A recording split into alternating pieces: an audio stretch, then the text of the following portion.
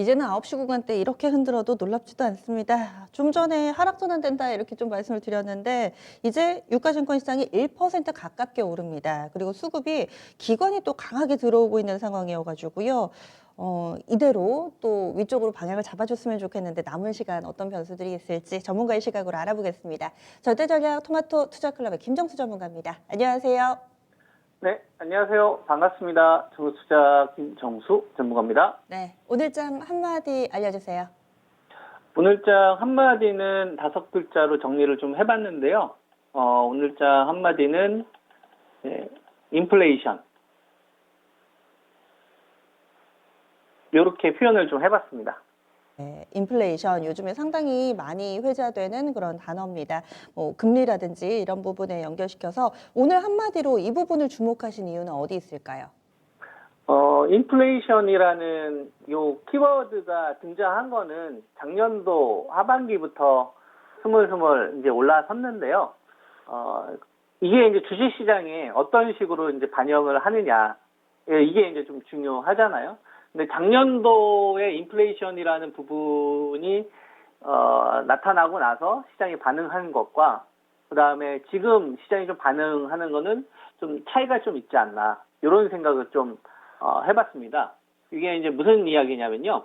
작년도 같은 경우를 좀 보게 되면 이제 미국 같은 경우가 이제 양적 완화를 진행을 하고 나서 요번에 코로나 팬데믹 이후에 작년도 이제 3월 달부터 아주 짧은 이 기간 동안 이 3개월 요 시간 동안에 이 풀어놓은 이 양적 자금 자체가 규모적인 측면이 그 이전에 뭐 리먼 사태를 포함해서 이전에 있었던 모든 이 자금을 합친 것보다 더 많은 규모를 풀어온 거거든요.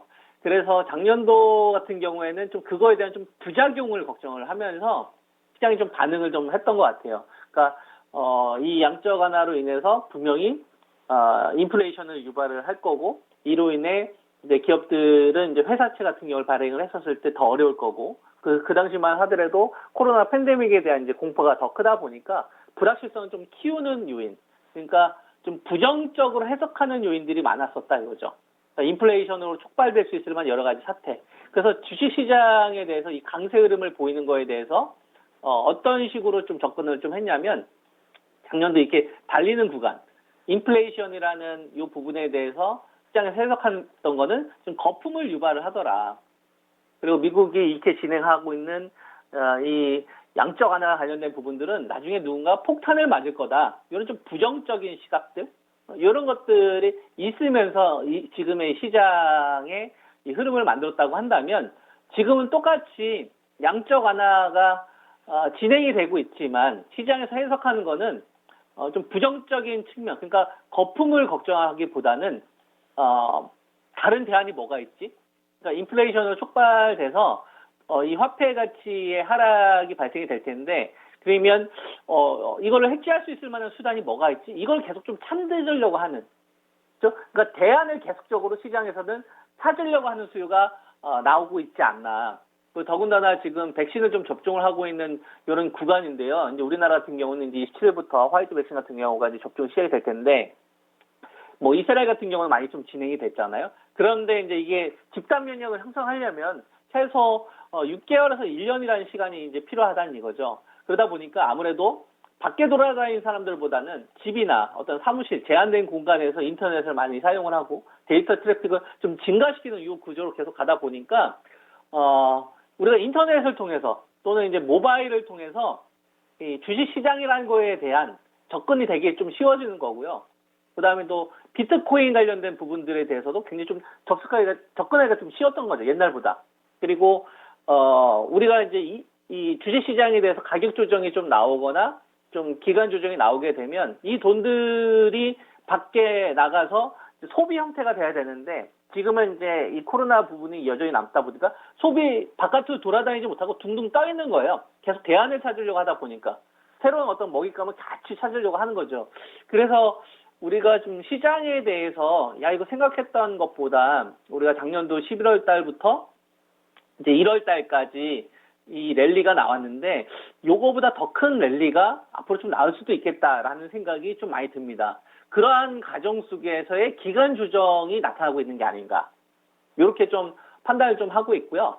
요 인플레이션과 관련된 부분들은 그래서 정리를 좀 해드리면 작년도에는 좀 거품을 걱정했었던 좀 부정적인 인식이 참여하면서 왔었다고 한다면 지금은 이 거품을 우려하기보다 좀 대안을 계속하려고 하는 그러니까 유동성이 계속 뿌려지는 거죠. 여기저기. 이런 형태의 어떤 흐름들이 나오고 있는 게 아닌가. 이렇게 이제 좀 판단을 좀 하고 있고요. 그래서 이거는 이제 뭐랑 좀 이어지게 되냐면 반도체 가격을 계속 상승시킬 수밖에 없는 구조적인 부분들을 강화시킬 것이다. 이렇게 해석하는 게 맞는 것 같아요. 그러니까 뭐 텍사스 같은 경우를 보게 되면 이 한파 때문에 좀 중단된 부분도 있지만 그 전에 수요가 폭증하는 요인들이 있었던 거거든요. 그러니까 뭐 알리바바나 바이두나 뭐 페이스북이나 아마존이나 MS나 뭐 애플 이런 업체들 같은 경우를 보게 되면 이 반도체 디램이나 이제 낸드 그다음에 서버 쪽에 관련된 이 수요를 할 때 이 수요가 얼마만큼 계속 커질 것이냐를 보고 판단을 한단 말이에요. 또는 인텔의 차기 CPU가 어느 시점에 나오냐를 보고 그동안 수요를 판단을 했는데 이 코로나로 인해서 딱 갇혀져 있는 이런 흐름들이 좀 이 고객사들 입장에서 야 이거 이렇게 하다가 우리가 원하는 시점에 제대로 이제 서버 확충이 안 되게 되면 문제가 될 수 있으니까 일단 물량을 사고 보는 게 낫겠다. 그러니까 차량용 반도체 쪽에서 쇼티지 나타나는 걸 보고서 IT 부품 기기 업체라든지 그다음에 이제 클라우드 사업을 하고 있는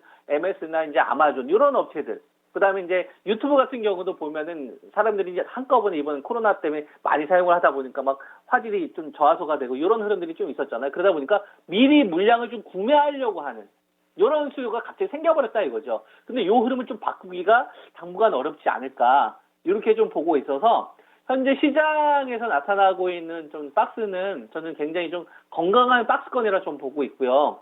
여기에서 이제 인플레이션과 관련된 부분들이 계속적으로 시장을 좀 자극시키면 자극시킬수록 우리나라 쪽에서는 이 반도체가 이 가장 좀 수혜를 좀 계속 받는 형태로 가지 않을까. 이렇게 좀 판단을 좀 하고 있어서 반도체 장비나 이제 소재 쪽은 조정시 항상 우리가 좀 공략 1순위로 좀 봐야 된다. 이렇게 좀 보고 있고요.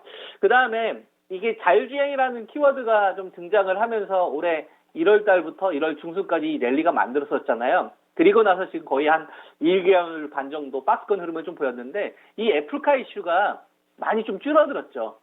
그죠? 그리고 지금 한 1개월 반 정도 좀 진행이 되게 되면서 뭐 현대차나 기아차나 현대모비스나 그죠? 그다음에 뭐 이거와 관련된 자율주행 관련된 테마들 이런 테마들이 이제 형성이 좀 됐었는데 오히려 요거보다는 왜냐면 그때만큼은 좀 애플카 이슈가 더 두드러지진 않았으니까 뭐 MS나 아마존카 이런 게 등장하지 않는 이상 그것보다는 차라리 LG전자나 LG 디스플레이나 이제 LG 이노텍 그러니까 분사를 좀 앞두고 있는 이런 업체들 있잖아요. 분사와 관련된 모멘텀을 가지고 있는 업체. 즉 자율주행이 아니라고 하더라도 자체적인 분할로 좀 가려고 하는 이런 업체들. 그러니까 전체적으로 보면 IT 반도체, TV 가전, 전기전자 업종 섹터나 LG그룹이 조금 더 시장이 좀 주도권을 좀 이어가지 않겠느냐. 그럼 관계된 업체들이 조금 더 유리하겠죠.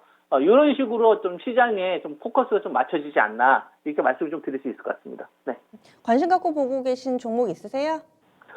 저는 뭐 여태까지 계속적으로 뭐 반도체와 관련돼서는 이제 삼성전자나 그다음에 이제 하이닉스 이거에 대한 이제 기준까지 좀 제시해드리면서 뭐 원익 아이패스나 패스 이런 걸 계속 좀 추천하면서 왔었잖아요.